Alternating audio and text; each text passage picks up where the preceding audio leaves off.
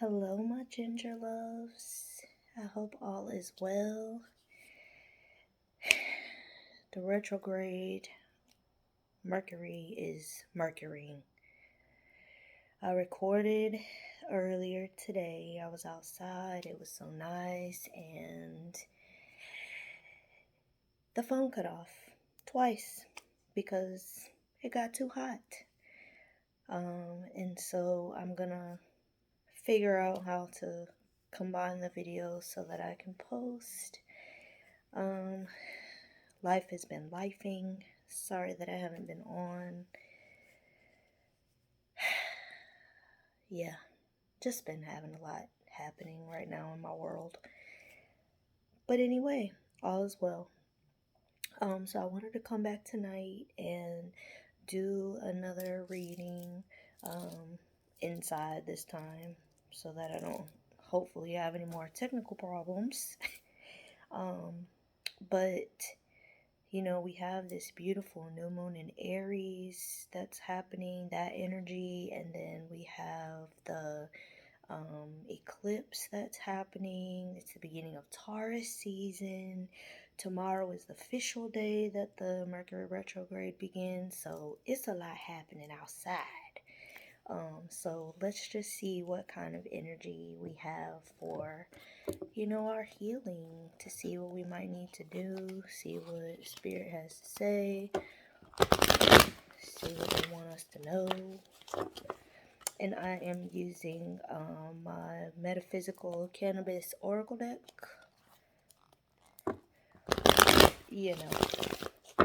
In celebration and all. Did anybody celebrate today?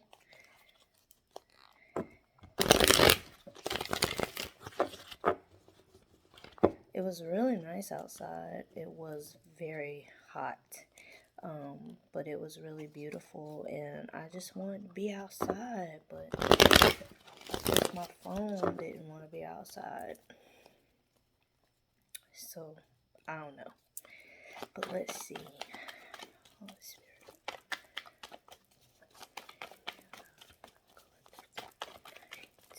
Regard to the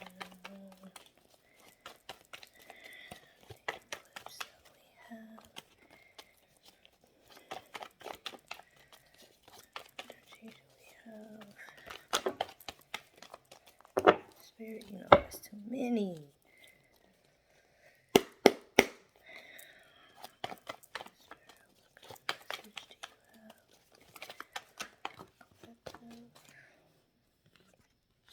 Okay, I'll take that one.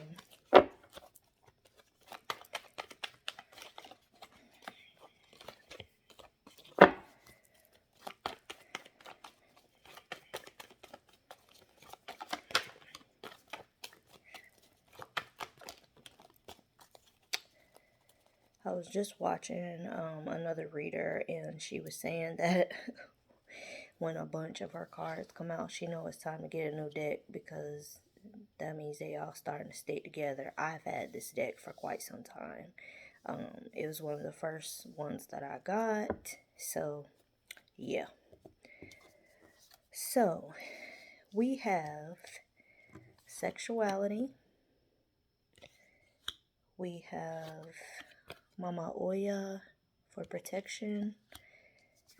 We have Hisabi for accountability.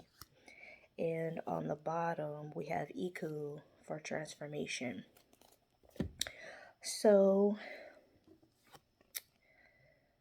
Guanwani Jimai, which is the sexuality card. This particular card is touching on rising into your power, on embracing your femininity. So regardless on if you are male or female, however you identify yourself, we all have divine feminine and divine masculine energy.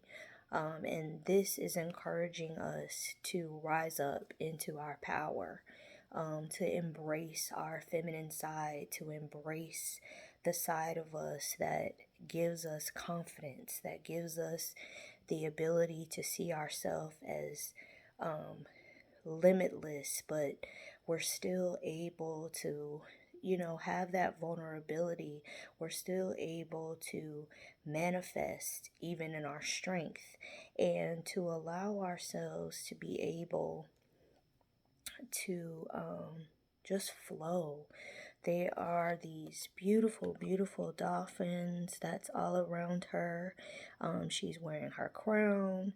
And then you also have the water down here. So, while we are able to be vulnerable, be emotional, that is still powerful. That is not a weakness to allow yourself to feel your emotions. So, especially right now, we're being encouraged to just embrace, your feminine power. Allow yourself to embrace and stand in your femininity, and to let your emotions be your strength. With Mama Oya protection, so she is the overseer of the marketplace, which means that she helps us in ruling business. She helps to protect our businesses. She is also known for her spicy and stormy characteristics. She has these powerful lightning rods, that she embraces her power. She uses it to her advantage. And then also, she offers us the protection through the storm.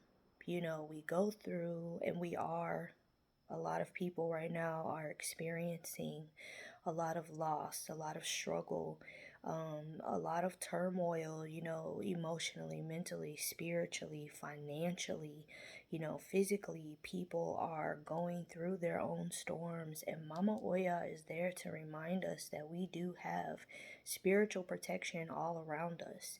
You have your ancestors, you have the Orisha, you have your angels, your guardians, your spirit guides, God, Source, the universe, the Most High God, the Holy Spirit, however you refer to what you believe in.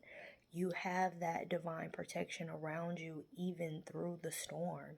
You are being helped, you are being carried, and you're being offered through this encouragement of rising into your sexuality, into your vulnerability, to remember that you are still protected right now, because a lot of black magic is used during eclipse season, during new moons, full moons. People harness those energies for bad and dark things. Just also protect yourself. Make sure you're keeping up with your spiritual bath rituals. Make sure that you're wearing or carrying, black tourmaline or black obsidian, the black crystals, to help you to stay um, grounded, guarded, and to have that extra protection on yourself. Pray over yourself, speak well over yourself. Make sure that you are guarding, your mind. Over the last probably 6 months or so, I've been guided to keep my crown covered, especially after I cut my locks off, to start over and to be able to embrace the new journey that I was going on in my life, shedding off the old energy, shedding off energy that was no longer serving me, and allowing myself to start anew. I needed to protect my crown to make sure that when I go out in public, which is extremely rare, or when I'm around, people, even in the house, I make sure that I protect my energy, because other people's energy is not something I want to take on. So, just protection all around for yourself, but know and understand that you have the protection of the divine, that they are with you, they are watching over you. And then we have Hisabi for accountability. And this is kind of like the strength card. But the lion is very gentle with her, watching over her, protecting her. Generally in the Rider-Waite Tarot, you'll see that usually it is a woman standing next to the lion, and she's kind of like stroking him or holding him to tame the lion. But in this card, she is holding her cannabis leaf. She has absolutely not one care in the world. She's not concerned about this lion, and she's just accepting responsibility for herself. Accountability on your healing journey is extremely important. When you're doing your shadow work, accountability is going to come up for the majority of that time. When you're having your ego death, you're going through your dark night of the soul, that is about accountability.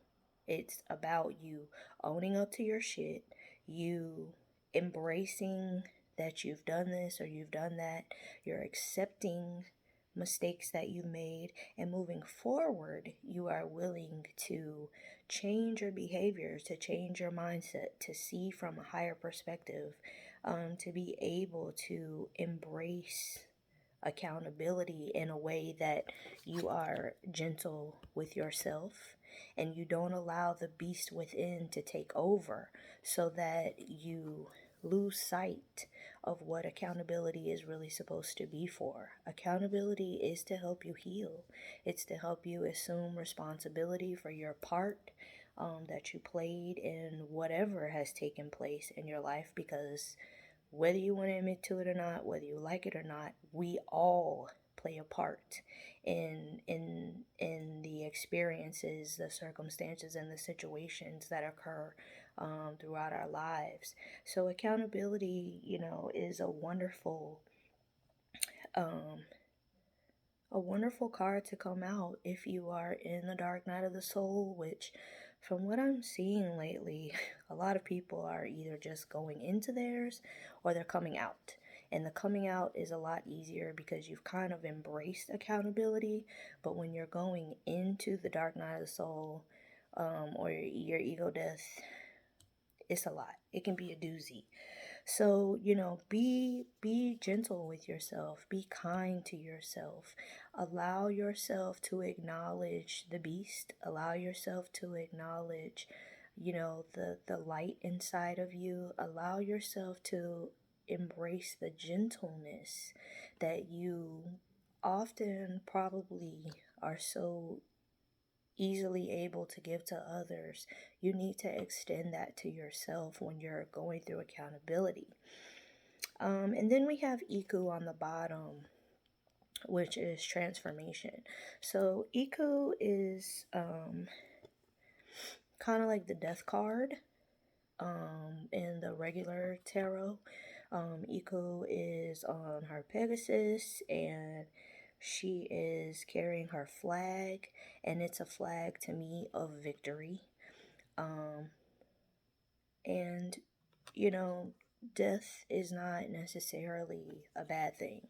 Death is about transformation. Death is about being able to make the changes that are necessary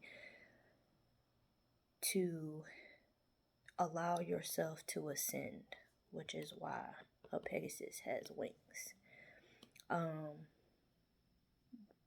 In your transformation, on your healing journey, it's not always easy. It's not easy to accept. It's not easy to go through. It's not always easy to see where we need to transform. But once you start the healing journey, it does not stop. So once you wake up, you can't go back to sleep, right?